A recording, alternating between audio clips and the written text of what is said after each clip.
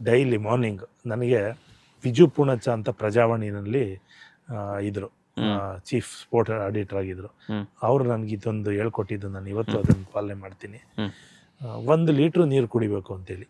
ನೀನು ಯಾವ್ದು ಸಮಸ್ಯೆನೂ ಬರೋದಿಲ್ಲ. 1 ಲೀಟ್ರ್ ಬೆಳಗ್ಗೆ ಎದ್ದಿದ ತಕ್ಷಣ ಬಿಸಿ ನೀರು ಕುಡಿಬೇಡಿ, ಏನು ನಾರ್ಮಲ್ ವಾಟರ್ ಏನಿದೆ ಆ ವಾಟರ್ನ ನೀರು ಕುಡೀರಿ, ಫ್ರೆಶ್ ಅಪ್ ಆಗಿ ಫುಲ್ ನೀವು ಅವತ್ತು ದಿನ ಎಲ್ಲ ಫುಲ್ ಆ್ಯಕ್ಟಿವ್ ಇರ್ತೀರ, ಅಬ್ಸರ್ವ್ ಮಾಡಿ ಅಂತ ಹೇಳಿದ್ರು. ಆ ವಿಜು ಪೂಣಚ್ಚ ಅವ್ರು ಹೇಳಿದಾಗೆ ನಾನು ಇವತ್ತೂ ನಾನು ಅದನ್ನು 1 ಲೀಟ್ರ್ ಕುಡಿಯುವಾಗ ಅವ್ರನ್ನ ನೆನೆಸ್ತೀನಿ. 1 ಲೀಟ್ರ್ ನೀರು ಕುಡಿತೀನಿ, ಫ್ರೆಶ್ ಅಪ್ ಆಗ್ತೀನಿ, ಹೋಗ್ತೀನಿ. ನಾನು ಭಾಳ ನೀರು ಕಮ್ಮಿ ಕುಡಿತಾ ಇದ್ದೆ. ನೀರು ಮಾತ್ರ ನಾನು ಎಲ್ಲರಿಗೂ ರಿಕ್ವೆಸ್ಟ್ ಮಾಡ್ತೀನಿ, ನೀರು ಎಷ್ಟು ಮುಖ್ಯ ಅಂದರೆ ನೀರು ಅಮೃತ. ನೀವು ಪ್ರತಿನಿತ್ಯ ನೀರು ಒಂದು 3-4 ಲೀಟ್ರ್ ಕುಡಿ. ಒಂದೇ ಸಲ ಒಂದೊಂದು ಚಂಪ್ ಕುಡಿಬೇಡಿ, ಸ್ವಲ್ಪ ಥರ ಕುಡಿತಾ ಇರಿ. ಮತ್ತು ತಡ್ಕೊಳ್ಬೇಡಿ, ಅದನ್ನು ಫ್ಲೆಶ್ ಮಾಡ್ತಾಯಿರಿ. ಆರೋಗ್ಯದ ಕಡೆ ತುಂಬಾ ಗಮನ ಕೊಡಿ. ನಮ್ಮ ದೇಶ ಆರೋಗ್ಯದ ಕಡೆ ಗಮನ ಕೊಡೋದಿಲ್ಲ.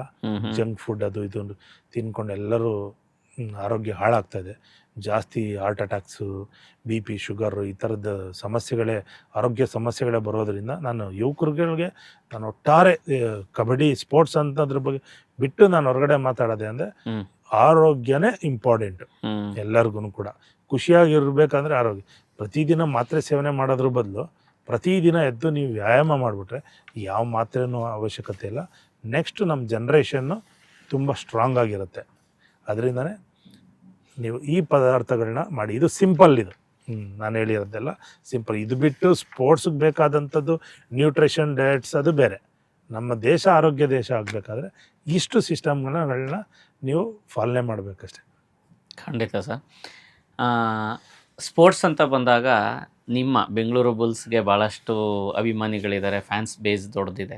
ಅದಷ್ಟೇ ಅಲ್ಲದೆ ನಿಮ್ಮ ಬಗ್ಗೆನೂ ಕನ್ನಡಿಗರಾಗಿರ್ಬೋದು, ರಾಷ್ಟ್ರದಾದ್ಯಂತ ನಿಮ್ಮ ಬಗ್ಗೆನೂ ಒಂದಷ್ಟು ಅಭಿಮಾನಿಗಳ ವರ್ಗ ಇದೆ, ಅಭಿಮಾನಿಗಳಿದ್ದಾರೆ, ನಿಮ್ಮನ್ನು ಗುರುತಿಸ್ತಾ ಇರ್ತಾರೆ.